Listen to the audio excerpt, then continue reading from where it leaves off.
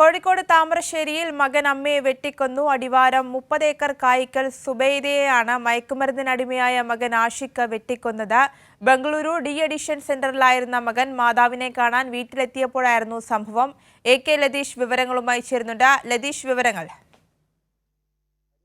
2:30 നാടിനെ നടുക്കിയായി കൊലപാതകം നടന്നത്. താമരശ്ശേരി കൈതപ്പൊയിലിൽ മയക്കുമരുന്നിനടിമയായ മകനാണ് മാതാവിനെ വെട്ടിക്കൊന്നത്. അടിവാരം 30 ഏക്കർ സ്വദേശിനി കായിക്കൽ സുബൈദയാണ് കൊല്ലപ്പെട്ടത്. ഇവർക്ക് 53 വയസ്സായിരുന്നു.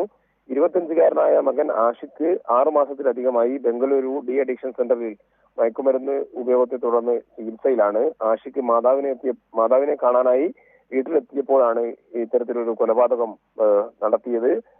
ഇവർ സഹോദരിയുടെ വീട്ടിൽ അർബുദ ചികിത്സയെ തുടർന്ന് വിശ്രമത്തിലായിരുന്നു സുബൈദ. എന്തായാലും നാട്ടുകാരെ ശബ്ദം കേട്ടാണ് നാട്ടുകാര് വീട്ടിലെത്തിയത്.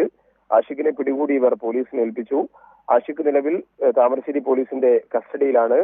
സുബൈദയുടെ മൃതദേഹം വീട്ടിലുള്ള ഇൻക്വസ്റ്റ് നടപടികൾ പൂർത്തിയാക്കിയ ശേഷം കോഴിക്കോട് മെഡിക്കൽ കോളേജ് ആശുപത്രിയിലേക്ക് മാറ്റിയിട്ടുണ്ട്. പോസ്റ്റ്മോർട്ടം നടപടികൾക്ക് ശേഷമായിരിക്കും മൃതദേഹം വിട്ടു നൽകുക.